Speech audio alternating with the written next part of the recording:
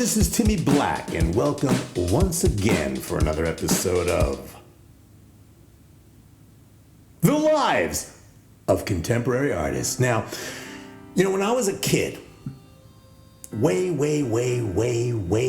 back in the olden days, visiting a museum was like, visiting a shrine or a temple. Museums weren't meant to be child-friendly. In those days, the custodians of culture had more important things to think about than whether there was enough space for strollers by the Van Gogh activity room. These places, these museums were consecrated. They weren't concerned with the user experience. They were public spaces where a certain type of ritual was choreographed and performed with a certain reverence. People didn't take pictures. They certainly didn't take selfies. The objects inside the museums were installed in such a way as to inspire awe. The public didn't consider the paintings and the sculptures as props that might elevate their social capital online. No. Curators arranged the works in order to present a visual argument for their interpretation of history. You might not have agreed with their argument, but the best curators presented their case with coherence, logic, and order.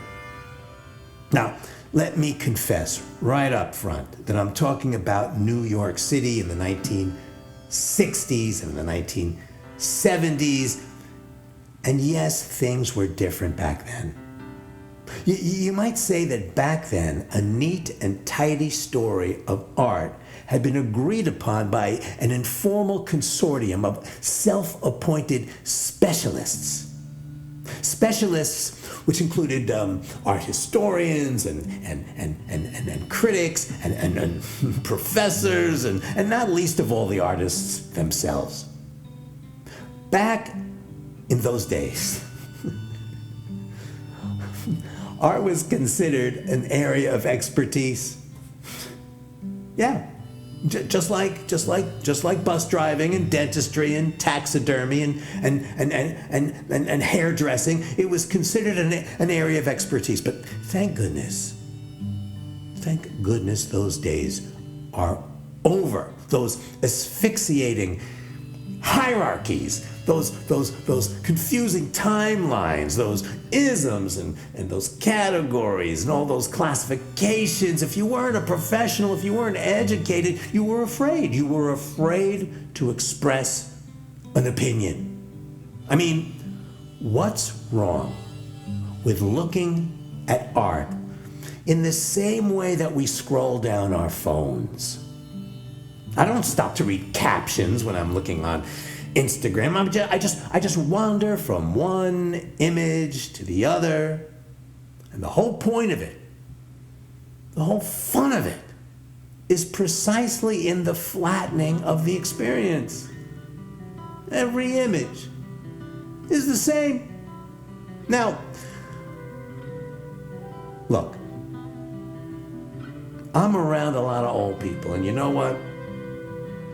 It's only old people who insist on patience and context and nuance. And you know what? I suspect that implicit in all this old-fashioned bias towards scholarship and history and professionalism and expertise is, well, it has a kind of oily sense of privilege. A privilege claimed by those who benefited from an education. It's the kind of privilege we've come to expect from people who have developed that rare capacity to reconcile contradictions. Or as we used to say in Brooklyn, fait. Now, luckily, I live in Los Angeles. California, and I am proud to say that the brand new Los Angeles Museum of Art has risen to the occasion and has offered to our city the perfect reflection of our time. Now, if you haven't seen it yet, let me tell you, you must.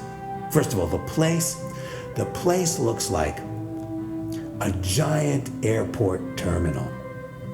And the way it straddles over the highly trafficked Wilshire Boulevard, it gives the place just the right amount of megalomania.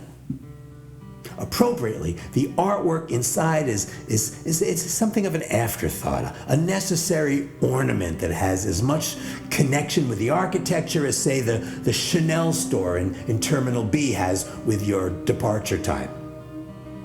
The building is this massive snake of concrete, and with those dark walls inside, they make the artwork look like it makes it look like they're all in storage. And between the dim lights and the erratic glare from the gargantuan windows, you can barely see anything. And instead of pedestals, they put the small sculptures and the small pieces of ceramic on tables, as if they were T-shirts at the Gap. And by defanging art of any possible cultural significance, the work on display is so wonderfully trivialized. It works so well. It's perfect, and I have to tell you,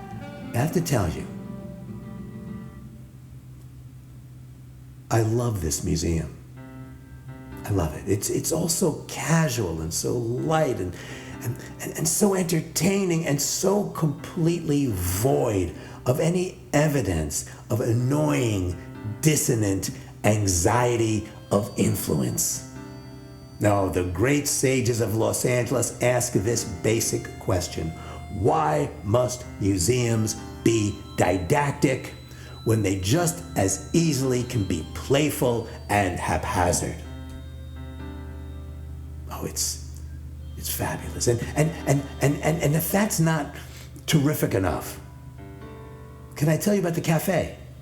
There's this tiny, tiny little nook carved into a corner of this monumental world-class museum where if you need any proof of LACMA's grand ambition, you will find it in the cafe with its signature $20 smoothie.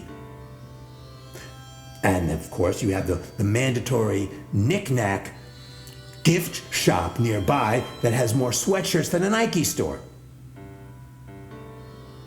So it's the place to go.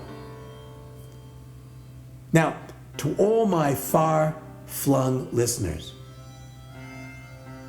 this summer, if you plan on visiting Southern California, make sure to add the Los Angeles County Museum of Art on your itinerary. At $30 a ticket, it's much cheaper than Disneyland and nowhere near as weird as Venice Beach.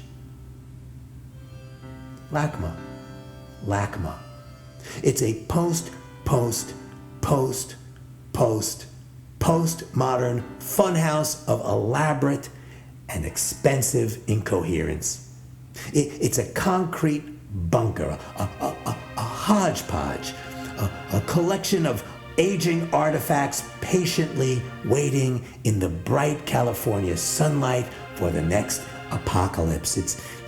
The place is an unabashed celebration of fatality and the rage for disorder.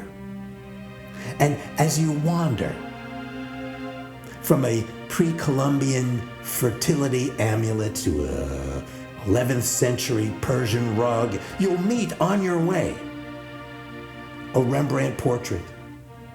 And as you look for that tenuous connection between them, what inevitably will come to mind is the grand WTF in the lives of contemporary artists.